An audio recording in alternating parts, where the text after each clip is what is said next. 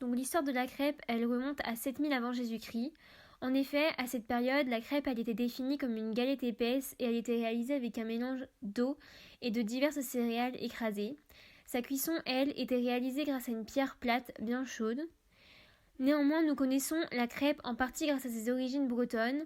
En effet, la crêpe a fait son apparition en Bretagne au XIIIe siècle et elle est considérée comme l'une des recettes emblématiques de cette région. Sa création, elle, est en partie due aux Sarrasins qui avaient été rapportés en France après les croisades en Asie. Celui-ci a permis de créer de la farine de sarrasin afin de réaliser la célèbre pâte à crêpes. Cette pâte a permis de confectionner les célèbres galettes bretonnes, c'est-à-dire une fine couche de pâte étalée sur une plaque bien chaude avec une forme ronde. La plaque sur laquelle les crêpes sont cuites en Bretagne est nommée crampous, biligue ou encore galetière. L'avantage des crêpes salées sont qu'elles sont toujours préparées avec de la farine de sarrasin, aussi appelée farine de blé noir, et l'avantage de cette farine de sarrasin est qu'elle est sans gluten. Cependant, la galette de sarrasin est à distinguer de la crêpe sucrée. En effet, la crêpe sucrée est réalisée avec de la farine de froment, des œufs, du lait et du sucre, tandis que la galette de sarrasin, elle, est composée d'eau, de farine de sarrasin et de sel. On peut observer que dans les crêperies, les crêpes salées sont communément appelées galettes. Néanmoins, le terme galette et le terme crêpe se différencient en fonction des zones géographiques et des ingrédients utilisés. En effet, dans le Finistère et le Morbihan et une partie des Côtes d'Armor, on utilise le terme crêpe salée lorsque l'on utilise de la farine de sarrasin et crêpe sucrée ou crêpe de froment lorsque l'on utilise de la farine de froment. Le point commun entre les crêpes salées et sucrées est le choix de la garniture. Chacun est libre de mettre ce qu'il souhaite à l'intérieur, mais également autour de la crêpe, car celle-ci s'accompagne souvent de cidre, de lait ribot ou encore d'eau. Pour le département de l'Ille-et-Vilaine, on utilise le terme galette de blé noir. Celle-ci est exclusivement salée et possède la même préparation que les crêpes salées. Néanmoins, leur différence réside dans le fait que la galette de blé noir est beaucoup plus épaisse que la crêpe lorsque sa cuisson est terminée. Le terme de blé noir, en référence au sarrasin, a été proposé par les Bretons au XVe siècle. En effet, c'est la duchesse Anne de Bretagne qui, désireuse de s'assurer de la bonne récolte des paysans, mais aussi de pouvoir contempler les jolies fleurs de la plante, imposa la plantation de ces graines. Cette plante ne possède que des avantages pour les paysans. En effet, celle-ci est facile à cultiver car elle s'accommode au terrain peu fertile et pousse en seulement 3 mois, ce qui lui donne le surnom de plante des 100 jours. Les crêpes étaient majoritairement consommées lors de fêtes bretonnes organisées à la campagne dans des champs pour les paysans. Elles étaient réalisées par les faiseuses de crêpes qui apportaient leur bilix pour faire les crêpes.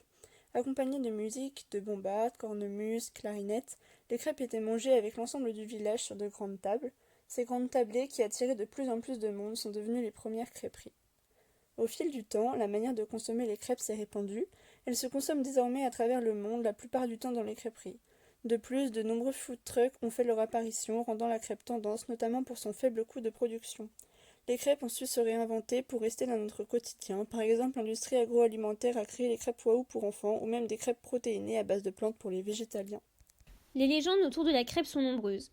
L'une des légendes concerne la duchesse Anne et les crêpes de blé noir. En effet, celle-ci raconte que lors d'un jour de l'an en 1490, la duchesse Anne, âgée de 13 ans, se promenait avec ses suivants sur les terres de son père, près du château de Nantes. Pris dans une tempête, ils ont été dans l'obligation de se réfugier dans la hutte d'un pauvre bûcheron, avec sa fille et sa femme qui eut la gentillesse de les accueillir. Cette hutte ne contenait rien d'autre que de la farine de blé noir et les promeneurs étaient affamés. La fille du bûcheron décida donc de transformer cette farine en gâteau qu'elle fit cuire. Quelques années plus tard, cette création, caractérisée sur le nom de crêpe, sera désignée comme le plat préféré de François Ier. Il existe également d'autres anecdotes autour des crêpes. En effet, selon les Bretons, la première crêpe qui est réalisée se doit d'être ratée pour que les autres soient réussies. Une des autres caractéristiques est la fête de la Chandeleur qui a lieu chaque année le 2 février, jour du Mardi Gras. La fête de la Chandeleur est avant tout une fête chrétienne. En effet, dans le calendrier catholique, le 2 février commémore la présentation au temple de l'enfant Jésus. Contrairement à d'autres fêtes religieuses, la Chandeleur est toujours célébrée à cette date car elle a lieu 40 jours après la naissance du Christ. Néanmoins, la fête de la Chandeleur est également une célébration antique qui célébrait le retour de la lumière et du soleil. Elle fait référence au mythe de Proserpine, déesse de la lumière, qui revenait sur Terre après avoir passé 3 mois aux enfers auprès de son mari Pluton. Le lien entre ces croyances et les crêpes était que les crêpes étaient préparées avec la farine excédentaire de l'année précédente. La forme des crêpes rappelait également la forme et la couleur du soleil.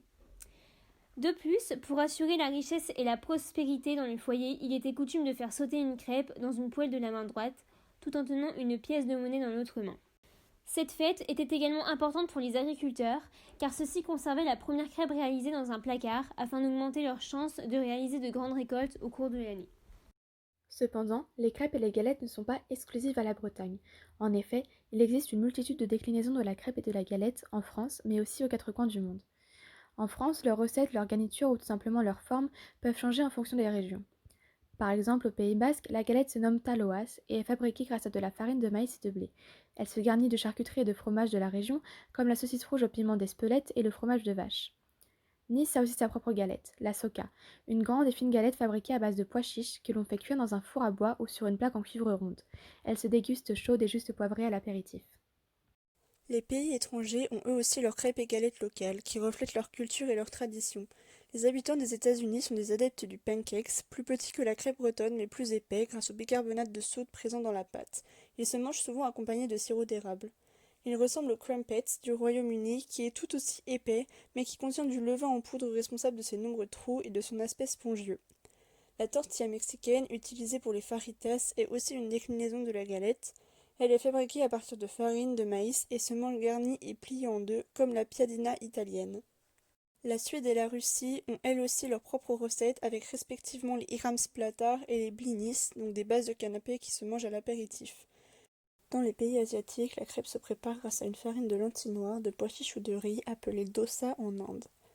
Pour conclure, il existe un nombre incalculable de recettes de la crêpe bretonne. Elle peut se manger n'importe où dans le monde, à tout moment de la journée et n'importe quand dans l'année. À vous de trouver la recette de crêpe qui vous fera chavirer.